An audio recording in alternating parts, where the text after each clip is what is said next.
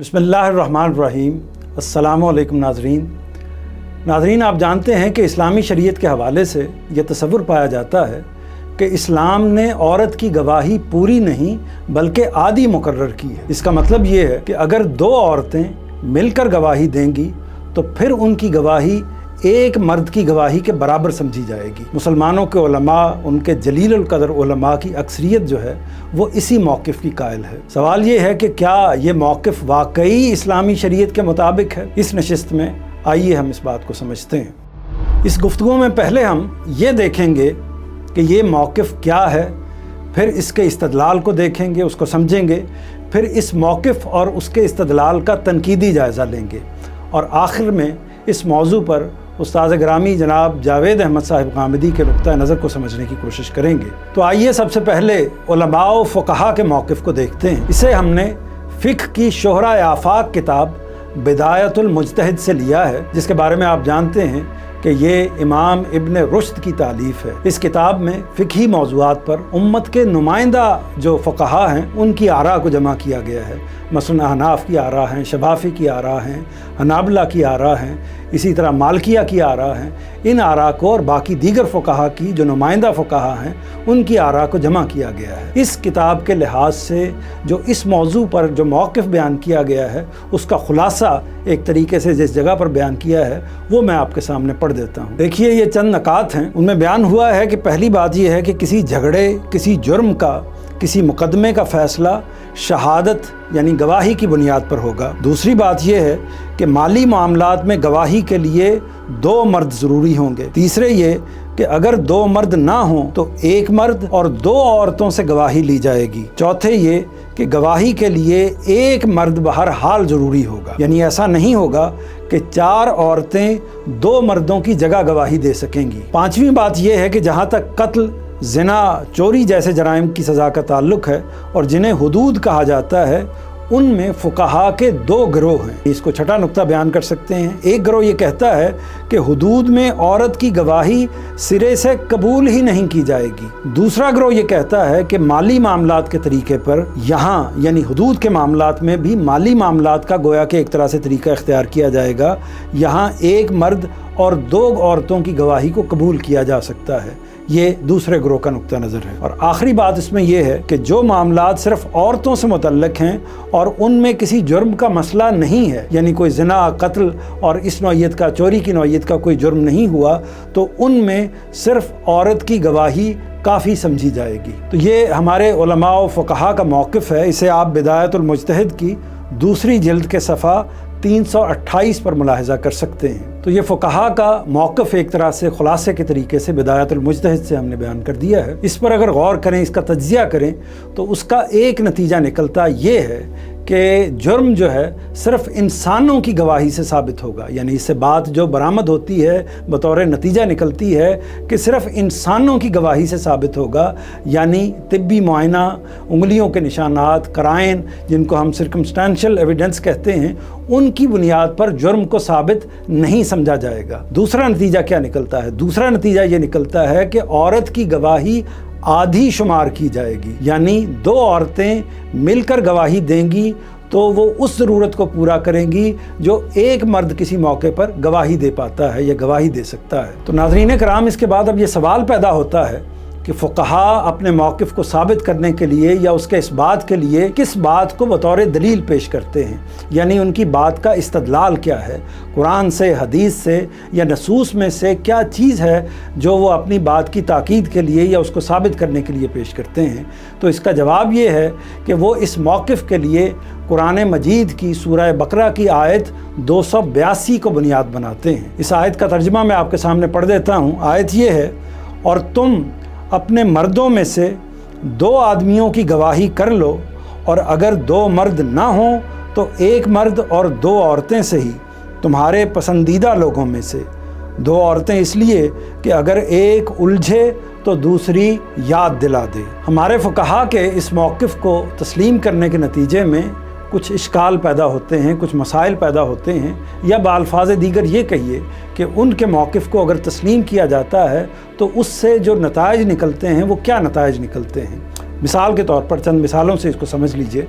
ایک مثلاً یہ بات ہے کہ اگر کہیں کوئی قتل ہوتا ہے، یعنی کسی موقع پر کسی انسان کا قتل ہو جاتا ہے اور اس کو قتل ہوتے ہوئے کسی دوسرے انسان نے نہیں دیکھا، تو اس کا مطلب یہ ہے کہ جرم ثابت نہیں ہوگا، یعنی چونکہ طبی معائنے سے یا دیگر قرائن سے جرم ثابت نہیں ہو سکتا، تو لہٰذا قتل جیسا حد والا جرم جو ہے وہ ثابت نہیں ہوگا اور اس پر حد جاری نہیں کی جائے گی۔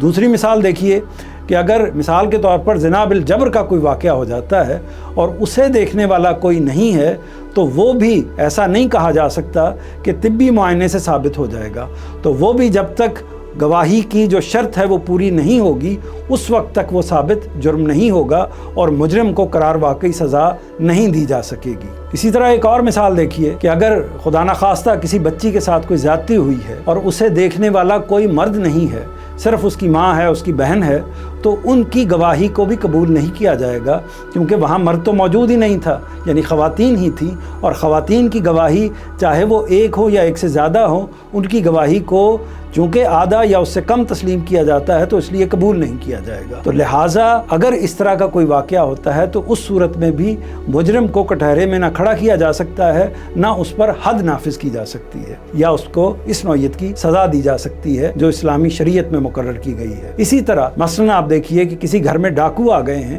جہاں عورتیں ہی عورتیں ہیں، یعنی ایسا ہوتا ہے کہ گھر میں بعض اوقات مرد موجود نہیں ہوتے، خواتین ہی ہوتی ہیں، ایک ہوں، دو ہوں، چار ہوں، 10 ہوں، جتنی بھی خواتین ہوں گی، اگر وہ ان کو ڈاکوؤں کو یا اس واقعے کو براہ راست دیکھ لیتی ہیں، اس کی گواہی بھی دینے کے لیے تیار ہو جاتی ہیں، تو ان کی گواہی کو قبول نہیں کیا جائے گا یا ڈاکے کے اس جرم کو اس سطح پر ثابت نہیں سمجھا جائے گا۔ اس کا مطلب کیا ہے؟ اس کا مطلب یہ ہے کہ صرف اور صرف وہی جرم ثابت ہو سکتا ہے جو کسی شخص نے سر عام کیا ہو، یعنی جسے مردوں کی کچھ تعداد نے دیکھا ہو، 2 نے دیکھا ہو یا 2 سے زیادہ نے دیکھا ہو۔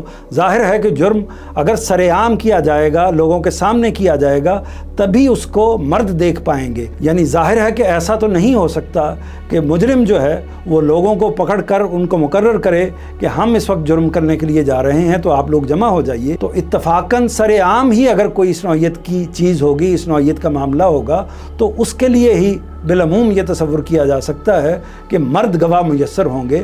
لیکن اگر مجرم چھپ کر جرم کرتے ہیں، جیسا کہ عام طور پر دیکھا جاتا ہے کہ 90، 99، 95% جو جرائم ہوتے ہیں ان میں ان کی کوشش ہوتی ہے، مجرموں کی یہ کوشش ہوتی ہے کہ اپنے آپ کو چھپ کر جرم کیا جائے، اپنے آپ کو چھپا کر جرم کیا جائے اور کوشش کی جائے کہ وہ افشا نہ ہو سکے، وہ ثابت نہ ہو سکے۔ تو اس سے یہ نتیجہ ایک طریقے سے نکلتا ہے کہ اگر ہم اس قانون کو تسلیم کرتے ہیں، اس قانون کو نافذ کیا جاتا ہے، تو اس کے نتیجے میں مجرمین پر شریعت کی سزا کو بالعموم نافذ نہیں کیا جا سکتا۔ اس کے بعد اب آئیے دیکھتے ہیں کہ اس معاملے میں ہمارے استاذ جناب جاوید احمد صاحب غامدی کا کیا موقف ہے، ان کا کیا نقطہ نظر ہے۔ تو ان کا موقف یہ ہے کہ ثبوت جرم کے لیے قرآن مجید نے کسی خاص طریقے کی پابندی ہرگز لازم نہیں ٹھہرائی ہے۔ اسلامی قانون میں جرم ان تمام طریقوں سے ثابت ہوتا ہے جو اخلاقیات قانون میں مسلمات کی حیثیت رکھتے ہیں۔ اس کا مطلب کیا ہے؟ اس کا مطلب یہ ہے کہ اسلامی شریعت میں جرم ان تمام طریقوں سے ثابت ہوگا، ان تمام طریقوں کو ثبوت کے طور پر قبول کیا جائے گا جنہیں عقل تسلیم کرتی ہے، جنہیں انسانی مسلمات تسلیم کرتے ہیں، جنہیں تاریخی طور پر قبول کیا جاتا ہے، یعنی انسان کا جو اجتماعی ضمیر ہے، جن طریقوں کو، جن ثبوت کے ذرائع کو قبول کرتا ہے انہیں تسلیم کیا جائے گا۔ اسلامی شریعت بھی انہی کو تسلیم کرتی ہے، انہی کو قبول کرتی ہے۔ چنانچہ ان کے نزدیک باقی دنیا کی طرح اسلامی شریعت میں بھی جرائم حالات سے، قرائن سے، طبی معائنے سے، پوسٹ مارٹم کی رپورٹ سے، انگلیوں کے نشانات سے، گواہوں کی شہادت سے، قسم سے، قسامہ سے، حلف سے ثابت ہو سکتے ہیں۔ تو جہاں تک گواہی کا تعلق ہے تو اس معاملے میں ان کا موقف، ان کا نقطہ نظر یہ ہے کہ گواہی کی قبولیت کا انحصار عدالت کے اطمینان پر ہے۔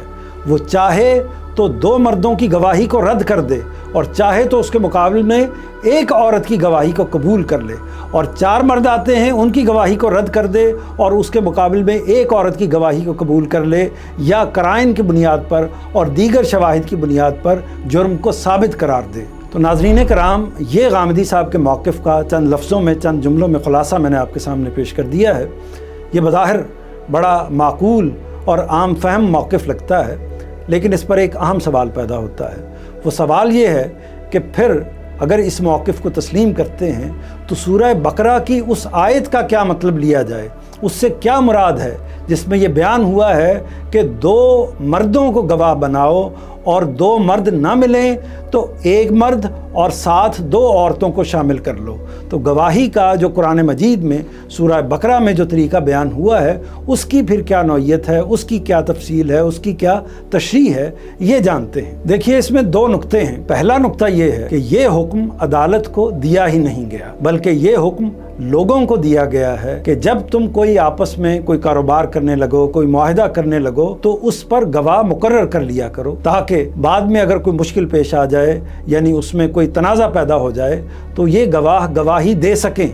चुनाचे वाज़े होता है कि ये कोई कानूनी बात नहीं है, यानी कानूनी कोई कंपल्शन, कोई हुक्म नहीं है, बल्कि लोगों को दी गई एक नसीहत है कि जब मुआहिदा करें, कोई चीज़ लिखने लगें, तो उस वक्त 2 गवाहों को, या अगर वो मुयस्सर ना हो तो फिर 1 मर्द और 2 औरतों को गवाह बना लिया करो। दूसरा नुक्ता ये है कि इस नसीहत का ताल्लुक़ उस मौके से है जब हमारे पास गवाह के इंतखाब का इख्तियार मौजूद होता है।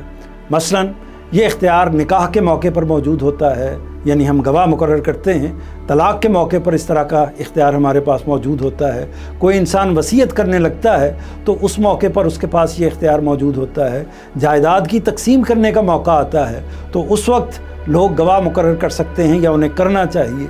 इसी तरह कर्ज़ का कोई लेन देन का मामला होता है, उस मौके पर यह कहा जाता है या कहा जा सकता है कि आप गवाहों को मुकर्रर कर लीजिए। ये वो मौक़े हैं जिन मौक़ों के ऊपर हम देखते हैं कि हमारे पास इख्तियार होता है। हम कोई एक इक़दाम करने लगे हैं, एक मुआहिदा करने लगे हैं और हमारे पास ये मौका है, ये इंतखाब का इख्तियार मौजूद है कि हम 1, 2 या इससे ज़्यादा गवाहों को मुकर्रर कर लें। उस मौके की ये नसीहत है। लेकिन सवाल ये है कि क्या इंतखाब का ये मौका हमारे पास उस वक्त भी होता है जब मिसाल के तौर पर कोई कत्ल का वाक़या होता है, जब मिसाल के तौर पर कोई डाके का वाक़या होता है, कोई बदकारी का वाक़या होता है, कोई चोरी का वाक़या होता है? क्या उस मौके पर भी हम ये तय कर सकते हैं कि इस मौके पर हमें 1, 2 या 1 से ज़्यादा अफराद का बतौर गवाह इंतखाब करना चाहिए या फ़लाँ शख्स को मुंतखब करना चाहिए, या अगर मर्द मौजूद नहीं है तो ख़वातीन का एहतमाम करना चाहिए? ये इंतखाब क्या कत्ल के मौके पर, क्या डाके के मौके पर, क्या ज़िना के मौके पर, क्या चोरी के मौके पर, क्या हमारे पास ये हक़ या इंतखाब का मौका हमारे लिए दस्तयाब होता है? तो इसका जवाब ये है कि इस तरह का मौका हमें दस्तयाब नहीं होता। ऐसे मौके पर तो कोई इत्तफ़ाक़न मौजूद भी हो सकता है और कोई नहीं भी मौजूद हो सकता। तो क्या वाज़ेह हुआ? ये वाज़ेह हुआ कि इस हुक्म का ताल्लुक़ जिसका अभी ज़िक्र हुआ है, इस हुक्म का ताल्लुक़ उन मामलात से है जो हादसतन नहीं होते, बल्कि जिन्हें हम सोच समझ कर तय करके अंजाम देते हैं। तीसरा नुक्ता देखिए, तीसरा नुक्ता ये है कि इसमें जिस गवाही की बात की जा रही है वो दस्तावेज़ी गवाही है, दस्तावेज़ी शहादत है। यानी ये बताया गया है कि वो कर्ज़ का मामला जब कोई हो उस वक्त सबसे पहले ये काम किया जाए कि दस्तावेज़ लिखी जाए। यानी पहली जो हिदायत की गई है वो दस्तावेज़ लिखने की हिदायत फरमाई गई है। फिर उस दस्तावेज़ की शहादत के लिए गवाह को मुकर्रर करने की नसीहत की गई है। ज़ाहिर है कि दूसरी तरह के जितने भी जराइम हैं जो इत्तफ़ाक़न होते हैं, जो हादसतन होते हैं, उनके बारे में तो कोई लिखा नहीं जाता।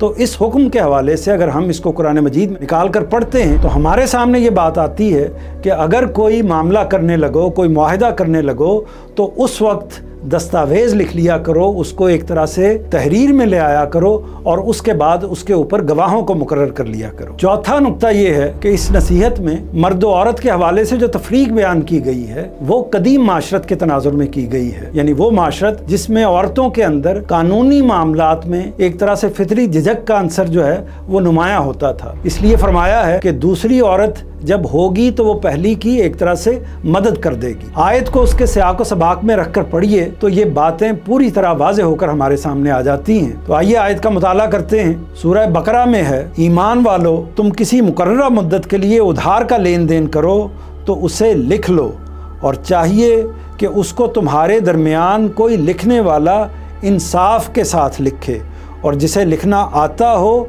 वो लिखने से इनकार न करे, बल्कि जिस तरह اللہ نے उसे सिखाया है वो भी दूसरों के लिए लिख दे। ये दस्तावेज़ उसे लिखवानी चाहिए जिस पर हक़ आयद होता है और वो अल्लाह अपने परवरदिगार से डरे और उसमें कोई कमी ना करे। फिर अगर वो शख्स जिस पर हक़ आयद होता है नादान या ज़ईफ़ हो या लिखवा ना सकता हो तो उसके वली को चाहिए कि वो इंसाफ के साथ लिखवा दे और तुम इस पर अपने मर्दों में से 2 आदमियों की गवाही करा लो, लेकिन अगर 2 मर्द ना हों तो 1 मर्द और 2 औरतें हों तुम्हारे पसंदीदा गवाहों में से। 2 औरतें इसलिए कि अगर एक उलझेगी तो दूसरी उसको याद दिला देगी। और ये गवाह जब बुलाए जाएं तो उन्हें इनकार नहीं करना चाहिए और मामला छोटा हो या बड़ा उसके वादे तक उसे लिखने में उकताया न करो। अल्लाह के नज़दीक ये तरीक़ा ज़्यादा मबनी बर इंसाफ है, गवाही को ज़्यादा दुरुस्त रखने वाला है और इससे तुम्हारे शुबहों में पड़ने का इम्कान कम हो जाता है। हाँ, अगर लेन देन रूबरू और दस्तगर्दा नौइयत का हो तब उसके ना लिखने में तुम पर कोई हर्ज नहीं है। और सौदा करते वक्त भी गवाह बना लिया करो और मुतनब्बे रहो कि लिखने वाले या गवाही देने वाले को कोई नुकसान न पहुंचाया जाए। और अगर तुम ऐसा करोगे तो ये वो गुनाह है जो तुम्हारे साथ चिपक जाएगा। और अल्लाह से डरते रहो और इस बात को समझो कि अल्लाह तुम्हें तालीम दे रहा है और अल्लाह हर चीज़ से वाकिफ़ है। इस तफसील से ये बात पूरी तरह वाज़े हो गई है कि जराइम के सबूत के मामले में शरीयत ने कोई पाबंदी आयद नहीं की है। उसके नज़दीक सबूत जुर्म की एक शर्त है और वो शर्त क्या है? वो शर्त है अदालत का इत्मीनान। अदालत का ये इत्मीनान अगर किसी औरत की गवाही से होता है तो जुर्म साबित करार पाएगा, किसी गैर मुस्लिम की गवाही से होता है तो फिर भी जुर्म साबित करार पाएगा, किसी बालिग की गवाही से होता है तो तब भी जुर्म साबित समझा जाएगा। इसी तरह अगर किसी बच्चे की गवाही से जुर्म साबित हो जाता है और अदालत उस पर मुतमईन हो जाती है तो फिर भी जुर्म साबित करार पाएगा। अगर कोई फ़र्द बतौर गवाह मुयस्सर ही नहीं है और अदालत फ़कत मेडिकल रिपोर्ट की बिना पर मुतमईन हो जाती है तो इस सूरत में भी जुर्म साबित करार पाएगा और मुजरम पर पूरी की पूरी सज़ा नाफिज होगी। उस्ताद ग्रामी के नज़दीक यही अखलाकियात कानून का तकाज़ा है और यही इस्लामी शरीयत का मंशा है। ये शहादत के हवाले से इस्लामी शरीयत का मौक़िफ़ है, उसका नुक्ता नज़र है, या गोया कि ये कह सकते हैं कि हम शहादत का कानून है। इस कानून में अगर गौर किया जाए, कुरान मजीद का मुताला किया जाए तो 2 इस्तिस्नाएं शरीयत ने बयान की हैं। इस्तिस्ना की, एक्सेप्शन की एक सूरत वो है जिसे इस्लामी शरीयत में क़ज़फ़ से ताबीर किया जाता है। इसका मतलब क्या है? इसका मतलब ये है कि अगर कोई शख्स किसी पाक दामन इंसान पर, किसी पाक दामन शख्स पर ज़िना की तोहमत लगाता है तो उससे ये मुतालबा किया जाएगा, तकाज़ा किया जाएगा कि वो अपने इल्ज़ाम की तायीद में 4 ऐनी गवाहों को पेश करे। यानी इल्ज़ाम लगाने की सूरत में उसको 4 गवाह पेश करने होंगे और अगर वो 4 गवाह पेश नहीं करता तो उसे 80 कोड़े मारे जाएंगे और हमेशा के लिए उसकी शहादत को कबूल नहीं किया जाएगा, यानी वो साक़ितुश शहादा हो जाएगा। इस्तिस्ना की दूसरी सूरत उन औरतों से मुतल्लक़ है जो कहबागरी की आदी मुजरम हों, यानी हुकूमत उनके बारे में मुसलमानों में से 4 गवाहों को तलब कर सकती है जो इस अमर की, इस बात की गवाही देंगे कि फ़लाँ ख़ातून, फ़लाँ औरत ज़िना की आदी मुजरम है, एक कहबा औरत है और हम लोग यानी गवाही देने वाले इस हैसियत से उसे जानते हैं। तो इन 2 सूरतों के अलावा, यानी इन इस्तिस्नाई सूरतों के अलावा बाकी तमाम सूरतों में जराइम की जितनी भी सूरतें पेश आती हैं उनमें जुर्म उसी तरीके से साबित होगा जैसे दुनिया में साबित होता है।